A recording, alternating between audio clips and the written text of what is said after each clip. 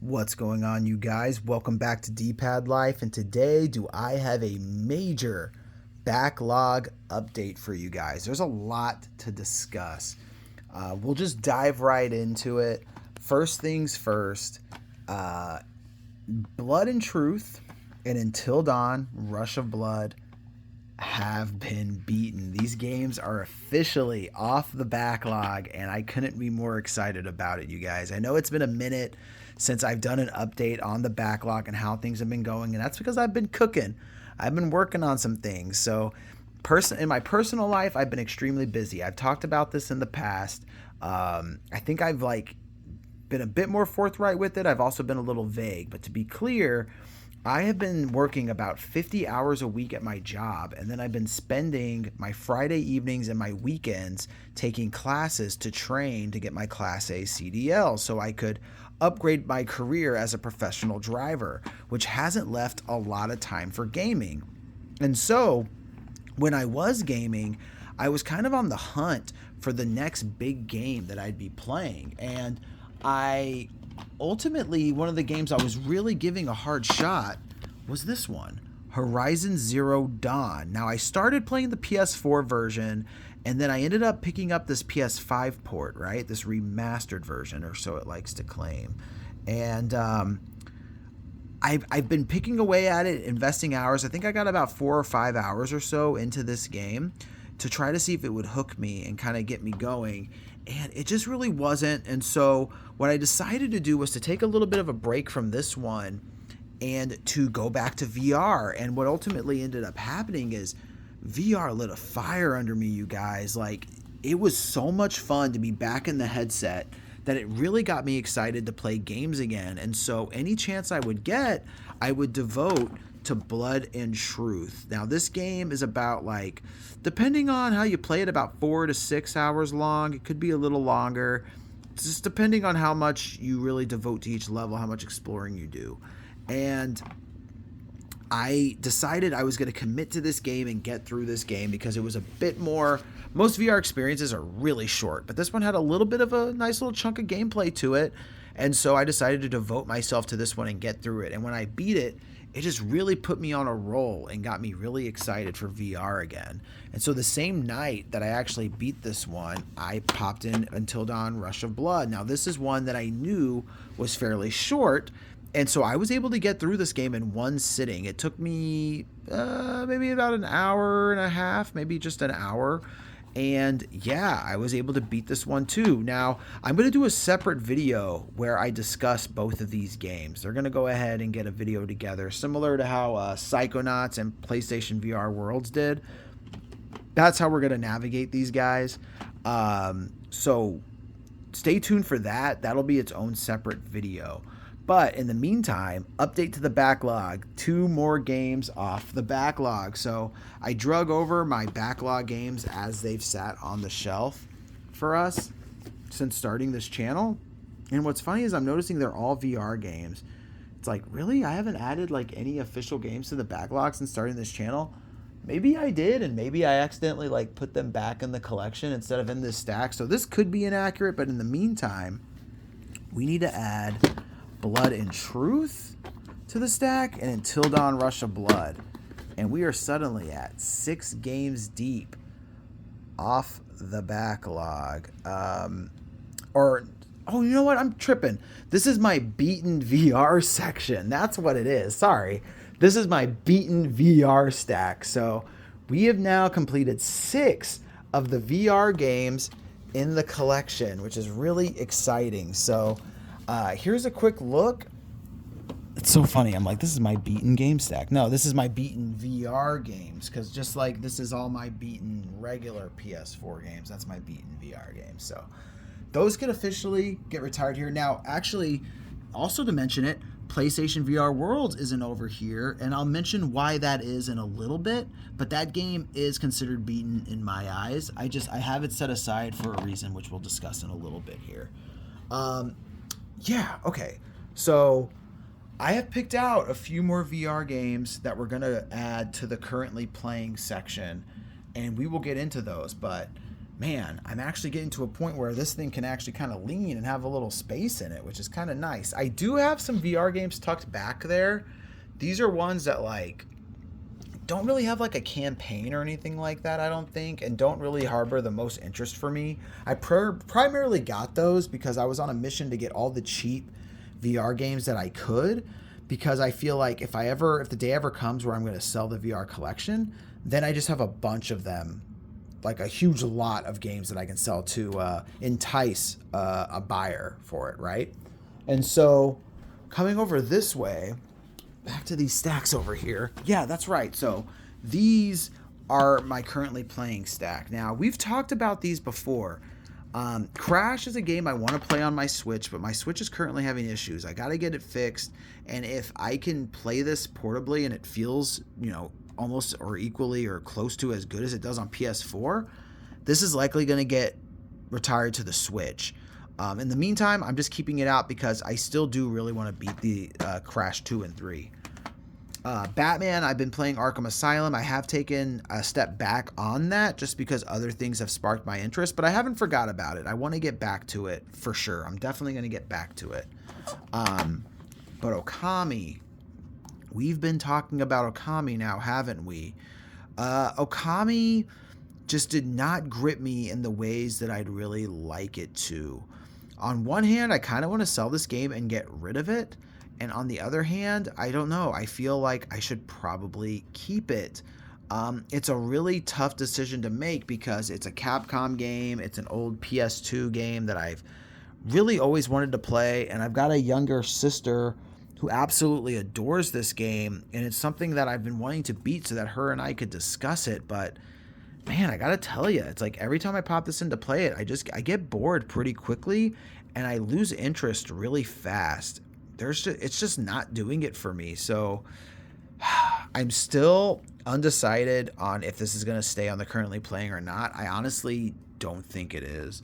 But I have not made a commitment to it. But for all intents and purposes, this is really on the chopping block. I think maybe what would make the most sense is if I just popped it back in and gave it another go in the upcoming days or weeks here, to just give it that chance to hook me again. Because there was a boss fight that I really enjoyed, and the game is unique enough, but I don't know, man. It's not gripping me.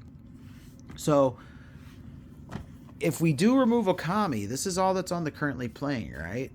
Well, no, because I have picked out my next batch of games. This stack right here. So one of the things I've been wanting to do in the currently playing section is I want to have, if I'm feeling like I want to revisit something, I'm open to having a game to revisit in the currently playing at all times. Right now, that's Arkham Asylum, right? Okay. And then I'd like a portable game, which is technically Crash right now, but I got to get the Switch working correctly in order to play that. And then I want to have a PS5 game, a modern game. And so right now what I've picked is Like a Dragon Ishin. Now, so far, I'm enjoying this game. It seems to be built off the Yakuza 0 engine, which was my favorite Yakuza game. And so this is a pretty unique spin-off. It's all like samurai age type stuff, and it's really unique. The story so far seems really interesting. I'm enjoying it so far. But I'm totally open to it not gripping me and maybe letting it go and moving on. Looking at you, Horizon. We're going to have a talk about that in a little bit here.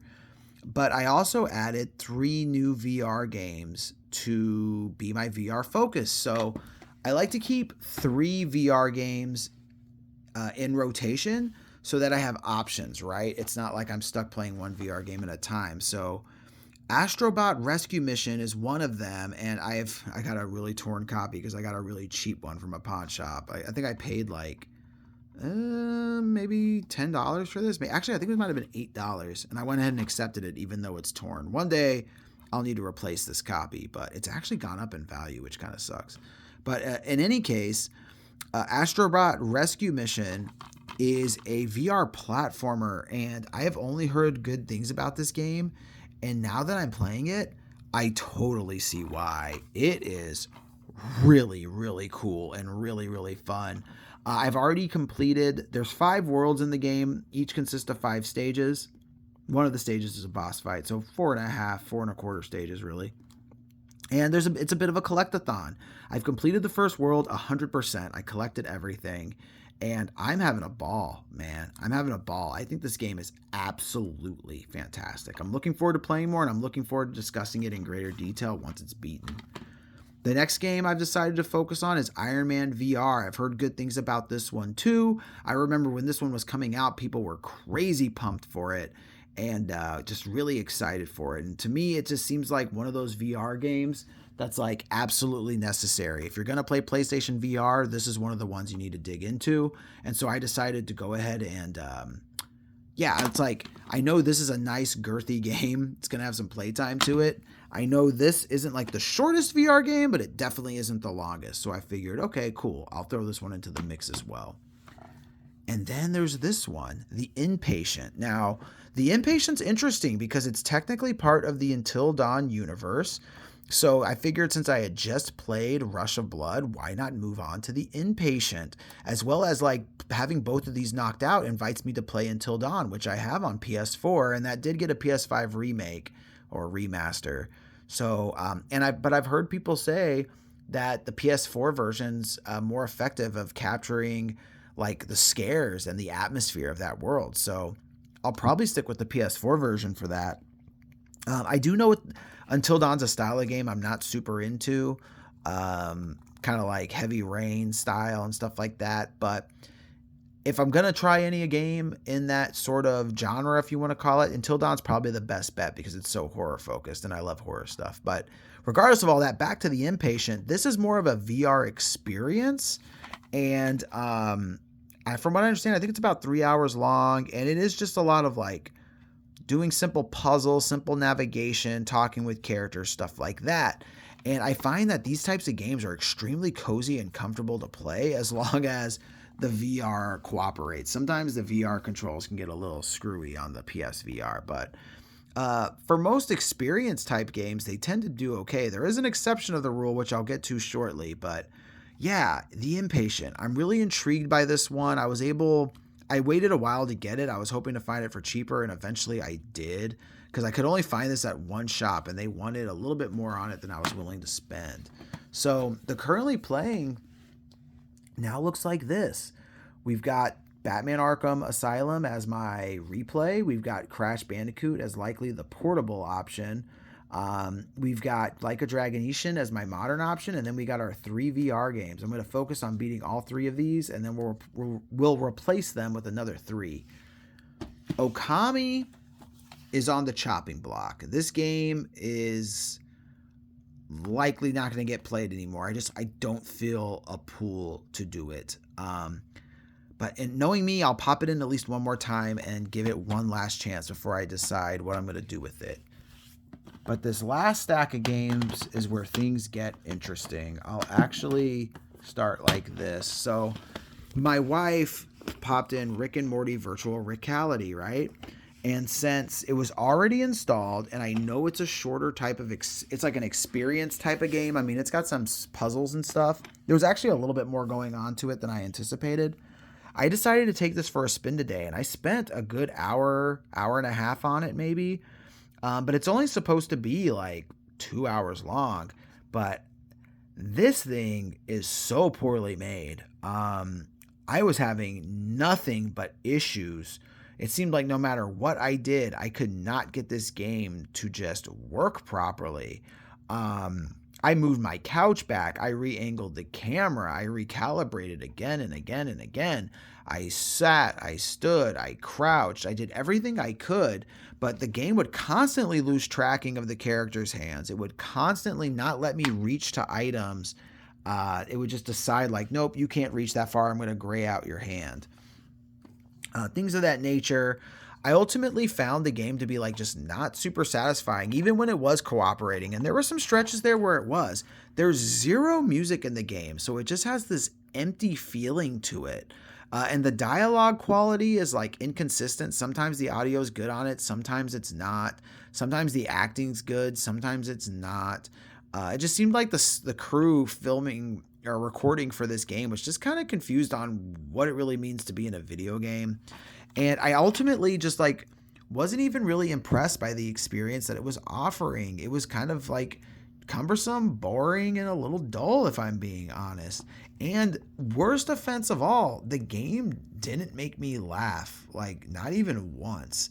It made me chuckle a couple of times. There was a couple of things it said that I thought was kind of funny, but I was very unimpressed. To be fair, I'm not a huge Rick and Morty fan. I don't have anything against it. I've seen a few episodes. The show has made me laugh, but I don't consider it like the funniest show ever, like some people do. But my wife loves Rick and Morty. So when I got this game, this was another one just to add to the collection for the sake of having it girthy. So if I was ever going to sell it, people would be incentivized because they could get some good games. And I know this is a game people want on PlayStation VR. But as of right now, I don't have any plans on playing this ever again. This is officially like a game for the wife to enjoy. And she did say when she played it, when it was cooperating, she did enjoy it a lot. This is her first VR experience. So I'm really glad that it still serves that purpose. But if she wasn't in the picture, I'd be selling this, I think. Well, not selling it, I'd be setting it aside so that if I ever sell the VR, I have a whole set to sell off. If I decide to ultimately keep the VR and everything like that, then this would still go into the sell pile. This would not be a game that I'd want to keep. It's just not worth it to me. It doesn't handle well. It's not that interesting. It's not that fun. So this game is officially chopped from the backlog. I have no interest in playing it. So like Okami, how I'm on the fence, this one's gone. Now this is actually the bigger piece of the pie here, but we are not going to discuss that in this video. This video has gone long enough, but Horizon Zero Dawn and Horizon Forbidden West, these two are no longer on the backlog, and it's not because I played and beat them. Stay tuned for the next video. I'm going to tell you why. The Horizon series, it's not for me, bro. It is not for me, not one bit. And we'll get into the whys and what my plan is with these two games. But in the meantime, I hope you appreciated the backlog update. I appreciate you guys hanging out. As always, if you're not subscribed and you appreciated hanging out with me today, please consider subscribing. We're on the road to 100 subscribers. We're getting closer day after day, but I can use your help. So please consider subscribing. And if you enjoyed this video and the conversation, please leave a like. I'd really appreciate that. It helps grow the channel. It helps expand the channel. It helps get people's eyes on these videos. And it also just feels good to know that you guys are liking the content. And also, join the conversation below in the comments section. Have you played any of these games? Are these games that you have any familiarity with? I'm really curious if anyone's played Astrobot Rescue Mission. That game is great. Have you played Like a Dragon Ishin? What did you think of that? What are you playing now? These backlog videos are all about discussing what I've got going on with my backlog, but also, what are you doing? What's your backlog look like? Are you focused on that right now, or are you playing something new? Let me know. But until then, guys, stay tuned. We'll talk about Horizon in the next one, and you guys take care, man. I'll see you around.